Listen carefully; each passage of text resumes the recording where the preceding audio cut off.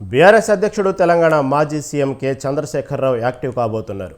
తెలంగాణలో పార్టీ బలోపేతమే లక్ష్యంగా ఆయన రంగంలోకి దిగుతున్నారు. దసరా తర్వాత పార్టీ కార్యక్రమాలను స్పీడప్ చేయబోతున్నారు. ఎర్రవెల్లిలోని ఫామ్ హౌస్ వేదికగా రాష్ట్రంలోని 119 అసెంబ్లీ నియోజకవర్గాలపై సమీక్ష చేయనున్నారు. రోజుకు అసెంబ్లీ నియోజకవర్గం చొప్పున సమీక్షలు నిర్వహించబోతున్నారు.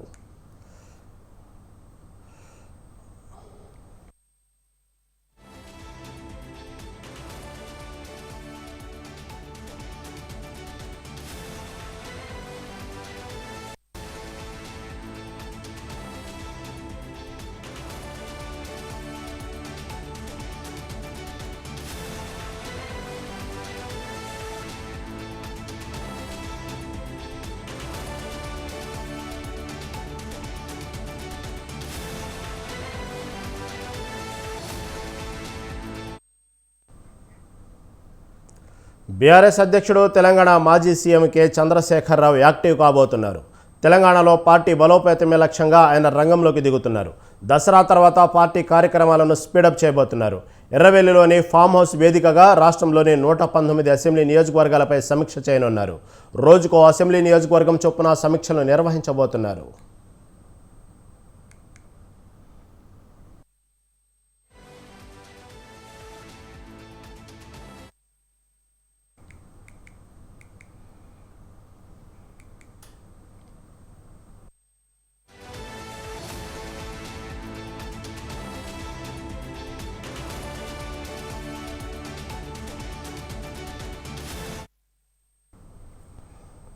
బీఆర్ఎస్ అధ్యక్షుడు తెలంగాణ మాజీ సీఎం కె చంద్రశేఖరరావు యాక్టివ్ కాబోతున్నట్టు తెలుస్తోంది. దసరా పండగ తర్వాత పార్టీకి సంబంధించిన కార్యక్రమాలు మరింత స్పీడప్ పెంచే విధంగా కనబడుతోంది. దీనిపై మరింత సమాచారం మా కరెస్పాండెంట్ సవీన్ అందిస్తారు.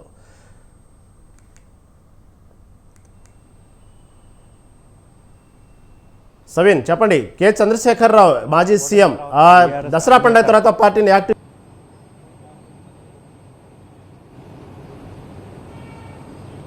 అసెంబ్లీ ఎన్నికల తర్వాత బీఆర్ఎస్ అధినేత కేసీఆర్ రాష్ట్రంలో బీఆర్ఎస్ ఓటమిపై ఇప్పటి వరకు ఎట్లాంటి సమీక్ష నిర్వహించలేదు. ప్రధానంగా ఫామ్ హౌస్కే పరిమితమై కేసీఆర్ రాష్ట్రంలో రాజకీయ పరిస్థితులను గమనిస్తున్నారు. ముఖ్యంగా పార్లమెంట్ ఎన్నికల సమయంలో బస్సు యాత్ర నిర్వహించారు. అదేవిధంగా హైదరాబాద్లో ప్రెస్ మీట్ నిర్వహించారు. అంతకుముందు రైతుల పంట పొలాలు ఎండిపోతున్నాయంటూ క్షేత్రస్థాయిలో పంటల పరిశీలనకు వెళ్లారు.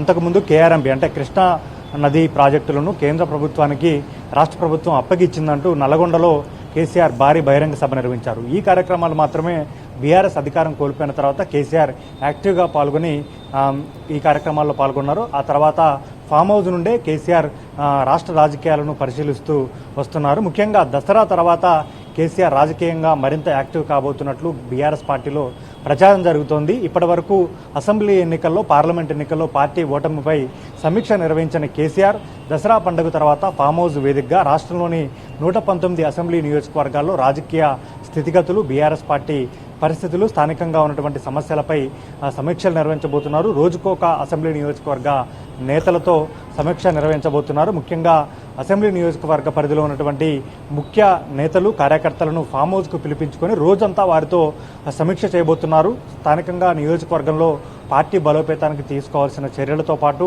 స్థానిక సమస్యలు ఏవే ఉన్నాయో ఇప్పటి నుంచే నోట్ చేసుకోవడం ద్వారా బీఆర్ఎస్ అధికారంలోకి వచ్చిన తర్వాత ఆ సమస్యలను ఏ విధంగా పరిష్కరిస్తారు అనే దానిపైన బీఆర్ఎస్ అధినేత కసరత్తు చేయబోతున్నట్లుగా తెలుస్తోంది. ఆ తర్వాతనే కేసీఆర్ ప్రజాక్షేత్రంలోకి రాబోతున్నట్లుగా తెలుస్తోంది.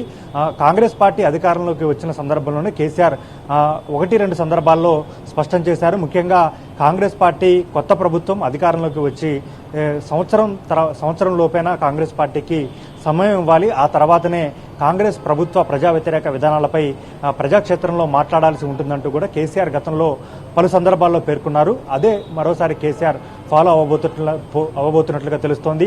నియోజకవర్గాల వారీగా సమీక్షలు పూర్తయిన తర్వాత కేసీఆర్ రాష్ట్రంలో ప్రజా సమస్యలపై ప్రజాక్షేత్రంలోకి వస్తారని తెలుస్తుంది. మరోవైపు స్థానిక సంస్థల ఎన్నికలు వచ్చే ఏడాది ప్రారంభంలో జరగబోతున్నట్టుగా తెలుస్తోంది. ఇప్పటికే స్థానిక సంస్థలకు పదవీకాలం పూర్తయింది.